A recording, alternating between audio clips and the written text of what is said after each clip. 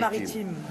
La Manche et la mer du Nord qui nous relient au monde anglo-saxon. Sur le monde anglo-saxon et sur l'immensité septentrionale. Ça s'appelle un clin d'œil. Un clin d'œil? Ben oui. Quand on partage un clin d'œil ou un plagiat? Non, quand on partage la même vision de la nation, et voilà. Foyer de civilisation humaine parmi les plus vieilles et les plus riches de l'histoire. Même dans la diction, on est exactement dans les mêmes temporalités. Enfin, je veux dire, s'il y avait une raison pour laquelle les Français ne peuvent pas voter pour Marine Le Pen, c'est cela. Il y a les passages du discours de M. Fillon sur l'identité de la France qu'on trouvait émouvant.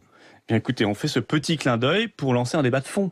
Et alors après, il nous raconte, c'est pour faire un clin d'œil à monsieur, aux électeurs de M. Fillon. Ben, si tu fais un clin d'œil, tu dis, M. Fillon a dit ceci, je persiste ici, et je dis la même chose.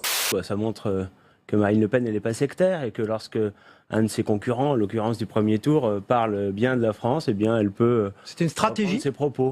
À l'heure du buzz, on a constaté que ça faisait parler. Et vous voyez que vous en parlez. Elle s'est disqualifiée, je veux dire, intellectuellement avec ça.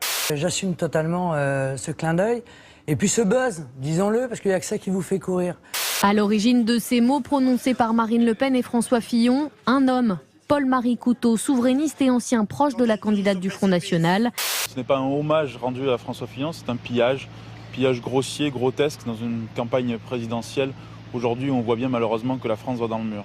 C'est une bonne chose, à mon avis, que certains beaux discours, j'ai la faiblesse de dire que les choses étaient bien dites et pourquoi les dire autrement, après tout, soient reprises par les uns et par les autres. Emmanuel Todd a dit il n'y a pas de hiérarchie dans l'inacceptable entre Le Pen et Macron, entre la xénophobie et la soumission aux banques. Monsieur Macron, c'est le successeur de Monsieur Hollande. C'est la succession de cette politique catastrophique que les Français ont rejetée à tel point que Monsieur Hollande n'a pas osé se représenter. Alors il a trouvé quelque part une marionnette pour se présenter à sa place. Je ne suis pas soumis aux banques. Si j'étais soumis aux banques, j'aurais continué à travailler pour elles. Si j'étais soumis aux banques, je n'aurais pas, en tant que ministre, porté une loi qui a cassé le monopole bancaire, en permettant le prêt entre les entreprises, en permettant de développer d'autres formes de financement de l'économie hors des banques. Il va faire, allez... Il va faire combien? 60-40, ça va se terminer. Plus 2, moins 2, il y aura peut-être une surprise où il fera mieux. Mais ça, on verra. Pour être Premier ministre, vous hésitez entre un homme et une femme. Mais j'ai plusieurs profils en tête, dont un profil masculin, un profil féminin. Ouais. Voilà. Bon. Mais je ne vous en dirai pas davantage. Le Parti socialiste devra bien sûr se dépasser, changer. C'est la fin d'une histoire. Nous le savons bien. Nous avons une alliance avec des écologistes qui, eux, espèrent une alliance avec Mélenchon. Il y a des socialistes au sein du Parti socialiste qui espèrent aussi cette alliance. Qu'avons-nous à faire ensemble? Plus rien. Michael Moore ne lâche pas l'affaire. Le plus fidèle et féroce opposant à Donald Trump a décidé de monter sur les planches de Broadway pour un one-man show centré sur le milliardaire.